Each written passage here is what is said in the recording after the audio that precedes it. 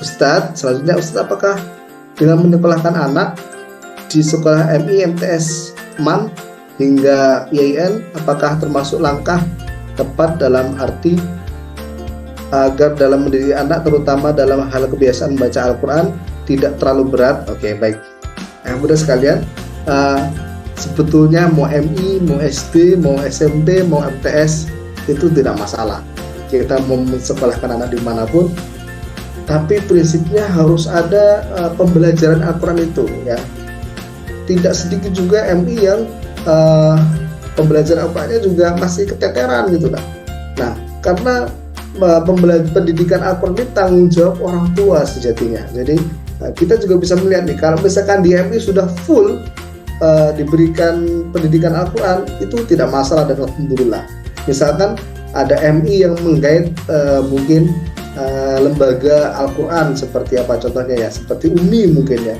Jadi betul-betul sudah ada target dan capaiannya yang jelas, bagaimana dia bisa baca Al-Quran, bisa hafal 1 juz, 2 juz, 3 juz.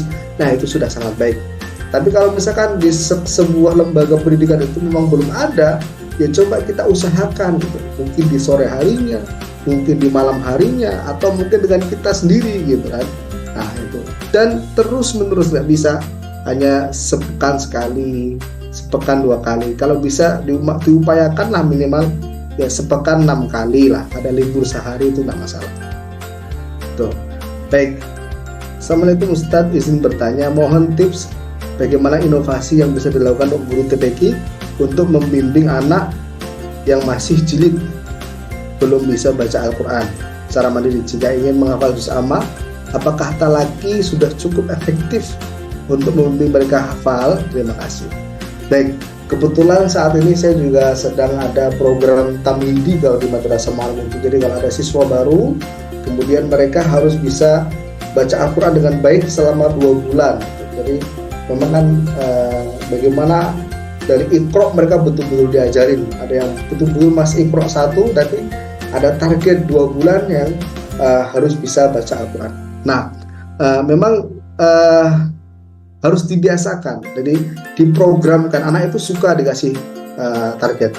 Nah, bisa nggak nih nanti hari ini alhamdulillah sudah 1 halaman, besok 2 halamannya, besok 3 halamannya, terus dikonfirmasi, diperhatikan pelan-pelan tapi pasti. Nah, itu insya Allah anak suka. Ketika mereka sudah store 1 halaman Iqra, dikasih apresiasi, Masya Allah, semangat ya gitu ya.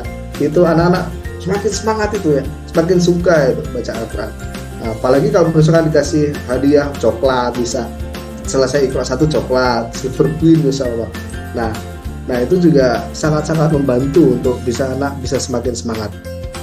Nah, jika ingin menghafal juz amma, apakah talaki sudah cukup? Talaki itu adalah sebaik-baik metode, ya, sebaik-baik metode dalam menghafal Al-Quran itu sangat baik dengan talaki. Ya. Jadi apakah sudah cukup? Sangat cukup. Tapi biasanya kan siswanya banyak tuh, ya, satu ustadz pegang 40 siswa, 40 anak. Nah itu berarti tinggal waktunya yang diperbanyak. Jadi talakinya sudah betul, karena alhamdulillah saya juga pernah talaki dengan Syekh Ahmad Ziyadah saat itu. Bagaimana pelafalan huruf bo. Nah, saya 4 tahun berusaha belajar huruf bo ini belum bisa di pesantren. Nah, kemudian ketemu dengan Syekh Palestina namanya Syekh Ahmad Ziyadah saat itu di Malang. Terus tanya, Syekh, bagaimana cara pengucapan huruf bo dengan benar? Saat itu belum benar seperti ini. Masya Allah, saya 3 kali diajarin dengan Syekh itu. Bismillah, kul bo.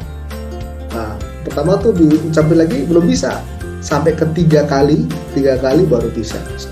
Ya, jadi talaki itu sudah sangat sebaik-baik cara untuk menghafal Al-Quran. Cuman kalau siswanya banyak, nah itu berarti waktunya yang perlu diperbanyak.